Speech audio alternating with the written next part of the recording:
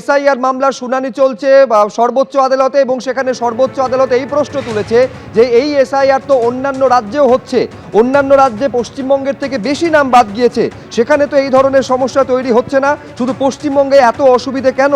SIR মামলায় প্রশ্ন তুলেছে সর্বোচ্চ আদালত, অন্য রাজ্যে তো আরো বেশি নাম বাদ গেছে, পশ্চিমবঙ্গে এত সমস্যা কেন হচ্ছে? প্রশ্ন সুপ্রিম কোর্টের মহামান্য প্রধান বিচারপতি। আপনারা জানেন যে মধ্যরাতে বিবেচনাধীন তালিকার পর প্রথম সাপ্লিমেন্টারি লিস্ট বেরিয়েছে।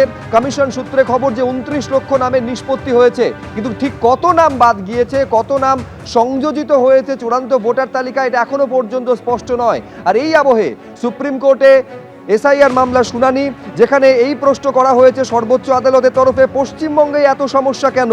6 এপ্রিল প্রথম দফার ভোটের মনোনয়ন শেষ, তারপর আর ভোটার তালিকায় বদল সম্ভব নয়, এখনো লক্ষ লক্ষ ভোটারের ভাগ্য নির্ধারিত হয়নি, এই মর্মে সওয়াল করেন তৃণমূলের আইনজীবী শ্যাম দিওয়ান। আমি সরাসরি নয়াদিল্লিতে আপনাদের নিয়ে যাব, বিজেন্দ্র সিংহ আমাদের প্রতিনিধি রয়েছেন। অত্যন্ত গুরুত্বপূর্ণ এই মামলা পশ্চিমবঙ্গের এসআইআর নিয়ে, কি চলছে, কি হলো আজকে সর্বোচ্চ আদালতের ভেতরে, বিজেন্দ্র?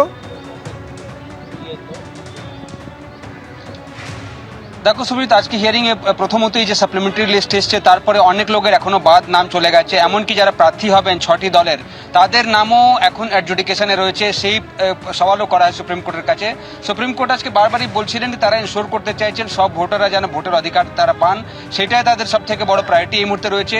তবে ইলেকশন কমিশনের তরফ থেকে বলা হয় যে তারা অন্য রাজ্যগুলোতে এসআইআর করিয়েছেন, কিন্তু যে পশ্চিমবঙ্গে তাদের সমস্যা হচ্ছে সেটা অন্য রাজ্যে হয়নি, এবং তারা একটা সিল্ড এনভেলপে কিছু সমস্যা যে হচ্ছে, কিছু ইনফ্রাস্ট্রাকচার যে সাপোর্ট তারা চাইছেন সেটা আজকে সিল্ড এনভেলপে তারা দিয়েছেন সুপ্রিম কোর্টের কাছে জমা। তবে সুপ্রিম কোর্ট আজকে বারবারই বলছিলেন কি আপনারা কলকাতা হাইকোর্টের চিফ জাস্টিসের সঙ্গে কথা বলে এখন যে অ্যাডজুডিকেশনের পর এখন যে ট্রাইব্যুনালগুলোর কাজগুলো করবে সেটা কিভাবে করা যায় সেটার উপর জোর দিতে হবে, কোথায় তারা বসবেন, কিভাবে হিয়ারিংগুলো হবে, সেটা সুপ্রিম কোর্ট বলেছে কি কলকাতা হাইকোর্টের চিফ জাস্টিসের সঙ্গে কথা বলে তারা ঠিক করুন কিভাবে এটাকে এখন যাদের যাদের নাম রিজেক্ট হচ্ছে তারা ট্রাইব্যুনালে কিভাবে অ্যাপিল করবেন, এবং সেটার জন্য এখন জোর দিচ্ছে সুপ্রিম কোর্ট। তবে এই প্রশ্নটা উঠে এসেছিল আজকেও কি অন্য রাজ্যগুলোতে এই সমস্যা হয়নি, যেটা পশ্চিমবঙ্গে বিশেষ করে দেখা যাচ্ছে, এবং তখন ইলেকশন কমিশন বলেন কি তারা অন্য রাজ্যগুলোতে এসআইআর করিয়েছেন, কিন্তু পশ্চিমবঙ্গে যে সমস্যাগুলো তারা ফেস করছেন সেটা অন্য রাজ্যে তারা ফেস করেননি।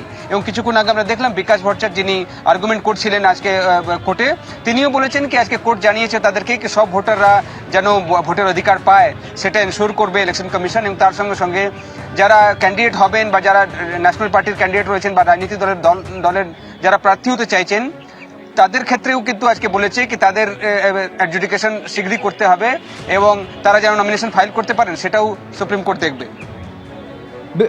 বিজেন্দ্র, তুমি আমাদের সঙ্গে থাকো। এই যে এসআইআর নিয়ে যে মামলা সর্বোচ্চ আদালতে চলেছে, সেখানে এই প্রশ্ন সর্বোচ্চ আদালতের তরফে তোলা হয়েছে যে কোনো অন্যান্য রাজ্যেও তো এসআইআর হচ্ছে এবং অন্যান্য রাজ্যেও এর থেকে বেশি নাম বাদ গিয়েছে, ওখানে তো এই সমস্যা হচ্ছে না, পশ্চিমবঙ্গে কেন সমস্যা হচ্ছে?